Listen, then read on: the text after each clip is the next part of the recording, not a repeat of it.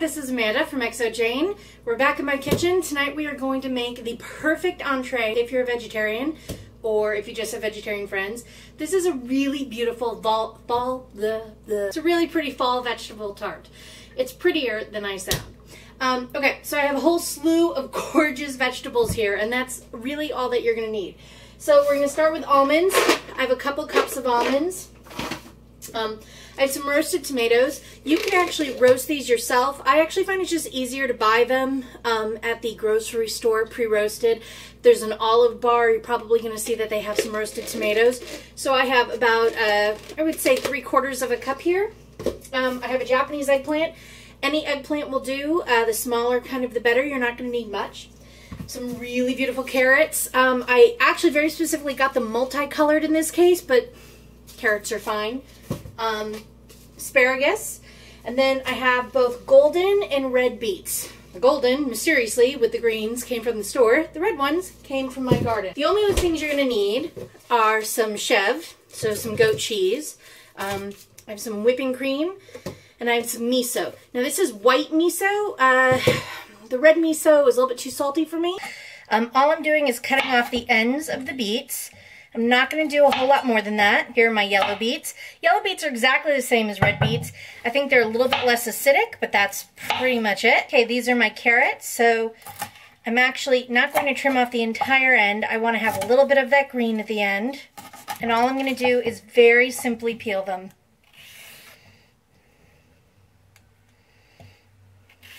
Here's my eggplant. All I'm going to do right now is actually just cut it in half lengthwise and not do anything else.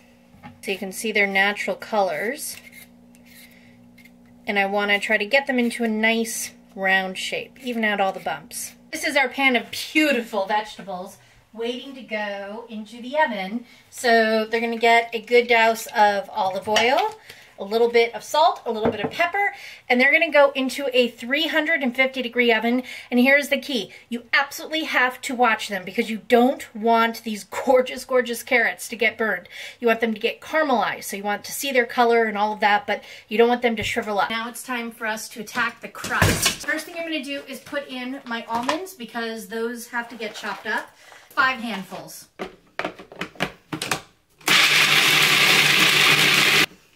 Looks pretty good, and for the texture you can see that it's like crumbly and kind of awesome. Okay, so now I'm gonna add in half as much breadcrumb. So I believe I've already explained to you my feelings on butter and this particular holiday. We're gonna use a lot of butter here. We're gonna use just enough to bring it all together. You're not gonna be able to hear me, but I'm gonna drop these in one at a time, and we're going to watch it and wait for this to come together while I hit pulse. So you can see it's starting to come together, and it's also starting to come away from the walls. And if I clump it together, it's starting to clump together, but not quite. So now it's ready. Okay, so we have a pie tin or a tart tin, and what makes it different from a pie pan is the bottom comes up. So it's really neat. Once you make the actual tart, you just go bing. You actually have to make that sound effect too. That's the only way it works. Not kidding. My crust in. And the first thing I'm going to do is try to get it around the sides. And you're pressing it into place. So as now I have the bottom laid, right? Now I'm going to go around the side and I'm pushing it into the side. I want to make sure I've got a really good amount in the sides and that it's coming all the way up to the top. So now that I think I'm done, I've got some hot water and a spoon, and I'm just going to smooth this out. Everything else. So even though we've drained it, I'm actually going to put it onto a towel, and I'm going to take another towel, both of them clean obviously, and I'm going to try to press out as much water as humanly possible. Alright, so the first thing that I'm going to do is spread on the chevre.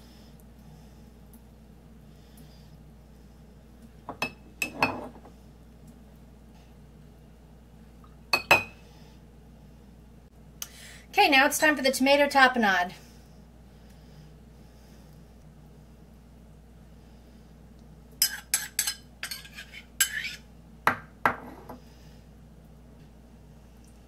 Okay.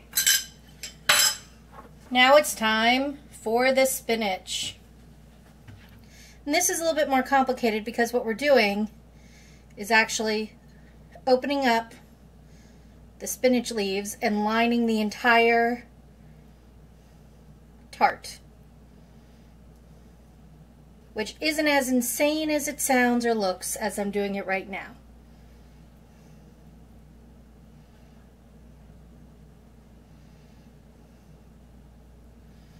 Time later, I'm just finishing up here, layering on the final little pieces, and you know, it's only been about 10 minutes, so while this is sort of the pain in the ass of the entire ordeal, I wouldn't make it bigger than it actually is.